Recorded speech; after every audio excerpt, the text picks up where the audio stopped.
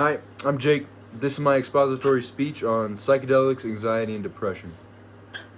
It seems more and more common for people to have depression and anxiety in today's world. For instance, I grew up with a girl named Sarah who has struggled with depression for as long as she can remember. Her doctor prescribed her multiple antidepressants throughout high school, but they didn't help her in the long run, and to this day, she still struggles with daily activities due to her mental health. Doctors often prescribe antidepressants to try and fix depression and anxiety, but these can take 4 to 6 weeks to even take effect. Not to mention, they only work as long as you take them consistently. What if there was a way to have had 1 or 2 treatments that could have had a long-term effect on Sarah's life, with no reoccurring treatment? Psychedelic therapy shows promise to be just this, for it can help in changing the perception and increasing the quality of life in people with depression and anxiety. According to a study conducted in 2014, investigating whether LSD-assisted psychotherapy could ease anxiety associated with life-threatening illness, there were reports that within 12 months, 77.8% of participants who took part in the study reported reduced anxiety, and 66.7% showed increased quality of life following their study participation. Today, we are going to learn about psychedelics. We will be discussing what they are, their history, and medical studies. First, let's discuss what psychedelics are. According to Elaine Wu, the term psychedelic has Greek roots meaning mind manifesting. The term was coined by Humphrey Osmond. Basically, psychedelic drugs are substances which seem to affect consciousness and have the potential to change the way an individual perceives the world at large. But how do they really affect the brain? According to Robin Carhart Harris, all classic hallucinogens stimulate a particular serotonin receptor, the serotonin 2A receptor.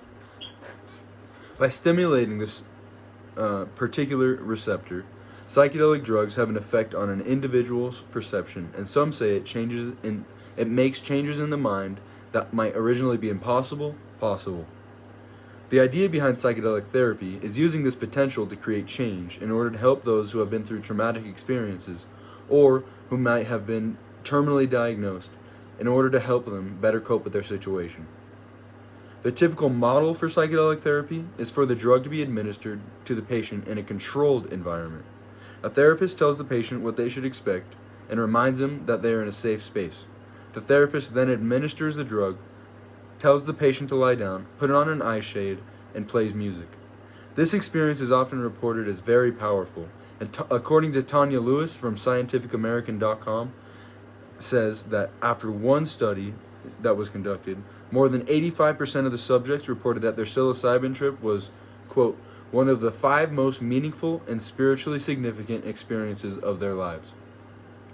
Now that we have a basic understanding of what psychedelics are, let's explore a very brief history of their use.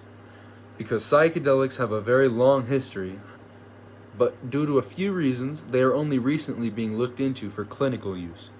According to Dr. Sessa, psychedelic plants have been used by non-Western cultures as sacramental tools for thousands of years. They've been used by many cultures for different religious practices and traditions. One of these is the ayahuasca ceremony, done in countries like Costa Rica and Brazil. According to Dr. Sessa, the clinical potential for LSD became apparent around the 1950s, with good success found in clinical trials using the drug. During this time, over 1,000 papers were written on the subject, and the results were overwhelmingly beneficial. However, LSD leaked from the scientific world, and the counterculture took it up as a recreational drug. Backlash caused President Nixon to make LSD illegal in 1966, with the rest of the world following suit. The result of the outlaw of LSD was that the majority of the medical research ground to a halt, and as a result, we lost decades of potential research. Since the end of the 1960s, the whole idea of psychedelics in medicine was almost completely forgotten, and all of the work that was put in during the 1950s and 60s is as if it never happened. According to Dr. Sesta, after almost 40 years, several new psychedelic drug research projects have started off. Now that we've discussed a brief history of their use, let's look at some studies that show their medical potential. There are many studies that show promising results with various forms of psychedelic therapy. For example, Tanya Lewis reports that Matthew Johnson led a study in 2014 to see if psilocybin could help people quit smoking. The study followed a classic model for psychedelic therapy, which we discussed earlier.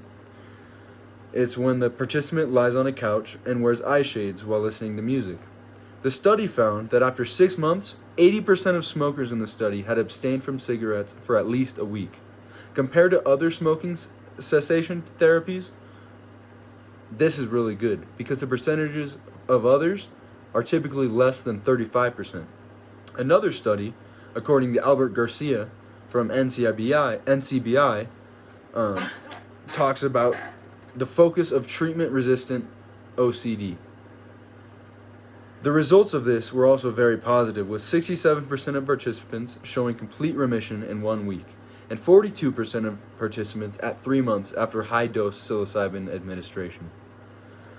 Hundreds of studies like these have taken place, and the statistics don't lie. It appears as though psychedelic therapy has a huge potential to help those with depression and anxiety and other mental problems. Today, we learned about psychedelics. We talked about what they are, their history, and medical studies. It's impressive to think that within only 12 months of participation in psychedelic therapy, 77.8% of participants reported reduced anxiety, and 66.7% showed increased quality of life following their study participation. Life is hard, and however rough we have it, there's always someone worse off than us. I don't know about you, but relying on taking a pill every day doesn't sound like a way that I would want to live my life. Wouldn't it be great if psychedelic therapy could help make life easier for people like my friend Sarah and others who suffer from depression and anxiety?